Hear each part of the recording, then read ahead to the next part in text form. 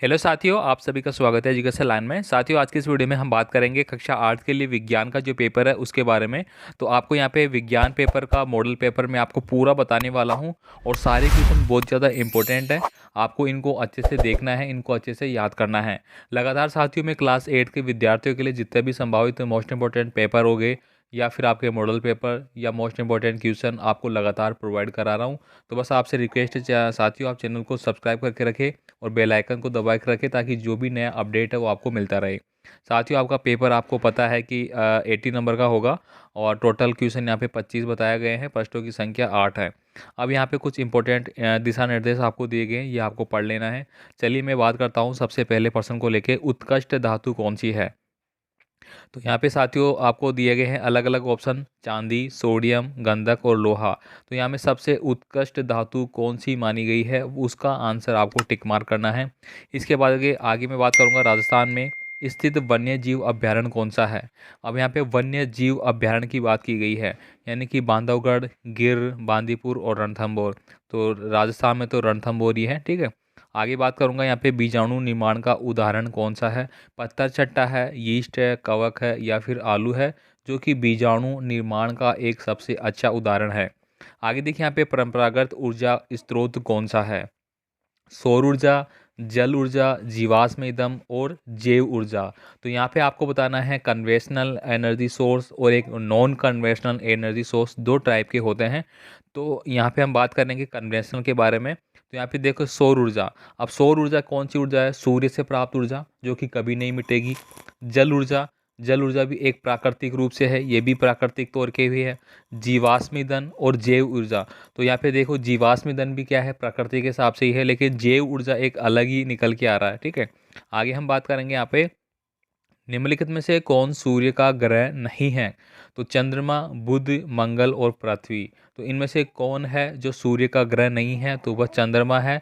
ये सूर्य का ग्रह नहीं है, ये किसका ग्रह है, ये पृथ्वी का ग्रह है। क्योंकि चंद्रमा आपको पता है कि पृथ्वी के चारों ओर चक्कर लगाता है। अगर मैं बात करूँ, ये एक है, एक ये है और एक ये है, ठीक है। तो यहाँ पे अगर मैं बात करूँ तो मान लीजिए कि ये तो आपका क्या हो गया, सूर्य हो गया ये वाला, ठीक है। ये सूर्य है। अब सूर्य के चारों ओर चक्कर लगा रहा है कौन, दीर्घ वृत्ताकार पक्ष में पृथ्वी, ठीक है। ये पृथ्वी हो गई और इसकी मैं बात करूँ तो ये क्या हो गया आपका, चंद्रमा हो गया, ठीक है। आगे बात करूंगा यहाँ पे मैं संगमरमर कैंसर का कारण है। संगमरमर कैंसर का कारण है। तो अम्ल वर्षा यानी कि संगमरमर, संगमरमर के जो पत्थर हैं साथियों, उनमें कैंसर का कारण क्या है, उनमें धब्बे बढ़ जाते हैं काले काले। तो वह क्या कारण है, तो अम्ल वर्षा के कारण होता है, मृदा अपरदन के कारण होता है, कृत्रिम वर्षा के कारण होता है, उपरोक्त सभी। तो यहाँ पे अगर मोटे मोटे तौर पे बात की जाए तो अम्ल वर्षा अगर होगी तो संगमरमर के पत्थर को सबसे ज़्यादा नुकसान होता है, उसमें काले धब्बे पड़ जाते हैं। तो यहाँ पे कौन सा होगा, अम्ल वर्षा। आगे देखिए दोस्तों, यहाँ पे अगला क्वेश्चन आता है आपका, सिंचाई के प्रमुख 4 साधन है वो आपको लिखना है, कौन कौन से हैं। ये देखिए 8 नंबर का क्वेश्चन है। देखिए लगातार मैंने अब तक विज्ञान के पेपर जितने भी आपको बताए हैं उनमें रबी की फसल और खरीफ की फसल के प्रश्न जरूर आए हैं। तो मैं एक बार फिर से आपको बता दूं कि 101% ये प्रश्न आपका एग्जाम में आने वाला है, इसको आप 100% रट ले। आगे देखिए यहाँ पे स्टेनलेस स्टील बनाते समय लोहे के साथ निकेल और क्रोमियम धातु क्यों मिलाई जाती है, इसको आपको बताना है। तो दोस्तों मैं आपको यहाँ पे पेपर एकदम ओनली बता रहा हूँ, आंसर तो मैं नहीं बता रहा, कोई एक आध क्वेश्चन का आंसर बता रहा हूँ, बाकी मैं आपको पेपर प्रोवाइड करा रहा हूँ, आप इनको देखिए अच्छे से। यहाँ पे देखिए आपको मिलान करने वाले जो क्वेश्चन पूछे गए हैं, जैसे बेकेलाइट क्या होता है, नाइलॉन क्या है, टेफ्लॉन क्या है और मेलेमाइन क्या है, इनको आपको आपस में क्या करना है, टिक करके आप मिलान करना है। जैसे कि अगर बात करूँ मैं, जैसे कि इसका ये है, इसका ये है, इसका ये है, इस तरह से ये इंग्लिश में दिया गया है। इसके बाद देखिए स्व परागण से आप क्या समझते हैं। दोस्तों 100% आने वाला क्वेश्चन है, अच्छे से याद करिए, 11 नंबर का। लोहे को जंग से बचाने के लिए आप क्या करेंगे, या फिर लोहे पर जो जंग लग जाती है उसको क्या बोलते हैं, संक्षारण किसको बोलते हैं, तीनों ही इंपॉर्टेंट है, इसी से रिलेटेड है। ये भी 100% एग्जाम में आने वाला क्वेश्चन है। आगे देखिए आपके दोस्त को खून की कमी हो गई है, उसे कौन सा रोग हो गया है, बचाव के क्या बताइए। तो खून की कमी क्या होती है, एनीमिया जो रोग होता है उसके कारण हो जाता है खून की कमी, ठीक है। तो ये बताना है आपको, और बचाव के लिए आप क्या करेंगे ये आपको बताना है। आगे देखें अपने आसपास में कायिक जनन द्वारा उत्पन्न किन्हीं 4 पौधे के नाम लिखना है। तो इनमें आपको लिखना है, ये मोस्ट इंपॉर्टेंट क्वेश्चन है साथियों, मैं पहले बता दूं ये आपको 100% एग्जाम में देखने को मिल सकता है। साथ साथ दोस्तों मैं पेपर में जितने भी पर्सन आ रहे हैं मैं यहाँ पे आपको मोस्ट इंपॉर्टेंट भी बता रहा हूँ जो आपके लिए बहुत ज़्यादा इंपॉर्टेंट है।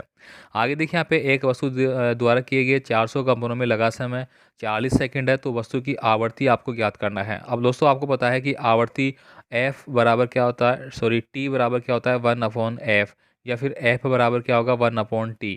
ठीक है, तो इस बेस पे आपको इसको सॉल्यूशन करना है। आगे देखिए यहाँ पे निम्नलिखित रेखा चित्र आपको दिया गया है, जल द्वारा ऊर्जा उत्पादन बनाया गया है। यहाँ पे बांध का पानी, ठीक है, ये बांध का पानी हो गया यहाँ पे।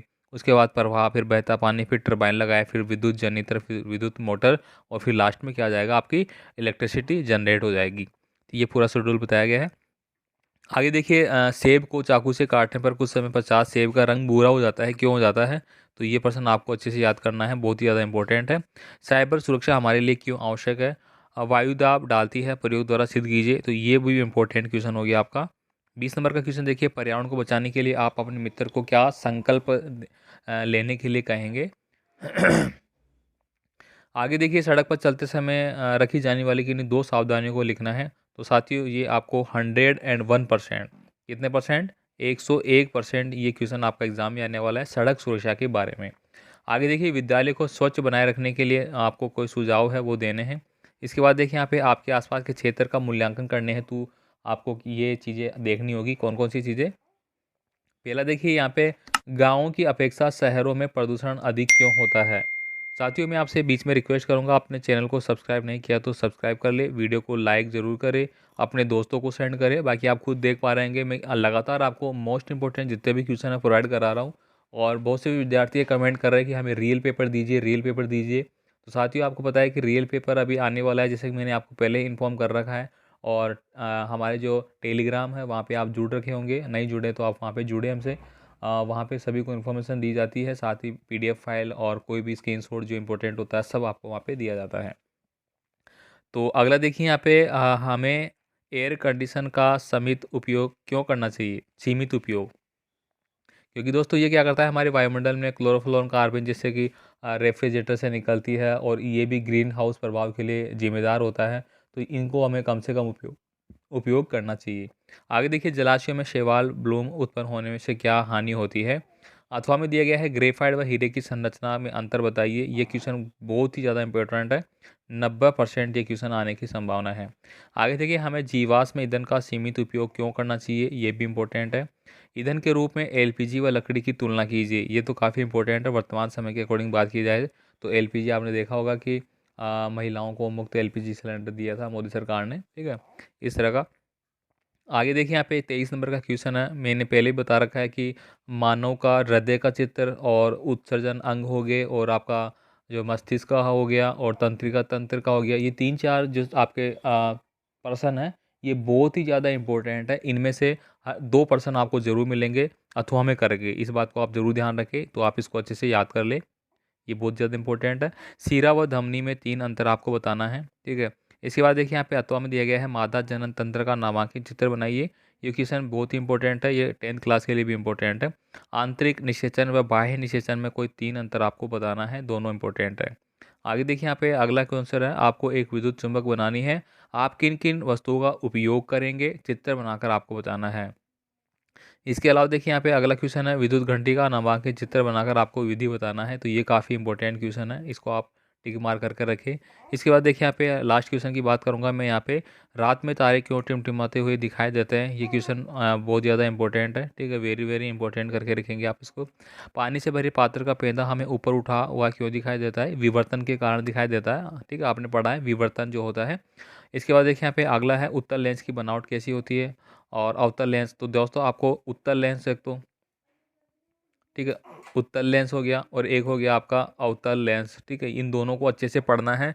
100% एक इन दोनों में से पूछा जाएगा, ऑब्जेक्टिव में पूछ सकता है, खालिस्तान वाले में पूछ सकता है और बड़े वाले में भी पूछ सकता है, ठीक है। जैसे कि आपने देखा होगा कि दर्पण होते हैं ना, जो जैसे कि गाड़ी के पीछे साइड में शीशा लगा रहता है पीछे देखने के लिए, कौन सा दर्पण यूज़ करता है, ये सारे क्वेश्चन इंपॉर्टेंट होते हैं ऐसे दैनिक जीवन के, तो आप इनको देखें। तो उम्मीद करूंगा साथियों आपको पेपर अच्छा लगा होगा और काफ़ी सारे इंपॉर्टेंट क्वेश्चनों के बारे में आपको पता भी लगा होगा, जो आपके एग्ज़ाम की दृष्टि से बहुत ज़्यादा इंपॉर्टेंट है, ठीक है। तो बस आपसे ये रिक्वेस्ट होगी साथियों, आप चैनल को सब्सक्राइब करके रखें, वीडियो को लाइक नहीं किया तो लाइक करें फटाफट, और अपने दोस्तों को तो ज़्यादा से ज़्यादा भेजें ताकि सभी का भला हो। मैं तो ये चाहता हूँ आपका भी भला हो रहा है तो आप अपने दोस्तों का भी भला करें, वो अपने दोस्तों का भला करेंगे, ठीक है। बाकी आप मुझे कमेंट कर सकते हैं, और मैं आशा करता हूँ कि आपके एग्ज़ाम जैसे नज़दीक आ रहे हैं, अभी कमेंट भी कर रहे थे बहुत सारे छात्र, आपके एग्ज़ाम मार्च से स्टार्ट हो रहे हैं, कुछ विद्यार्थियों के कुछ बोर्ड में और कुछ में आगे। तो सभी के लिए दोस्तों मैं ज़्यादा से ज़्यादा आपको मटेरियल प्रोवाइड कराने की पूरी कोशिश करूँगा। आप चैनल से जुड़े रहिए। बस इतना ही। धन्यवाद।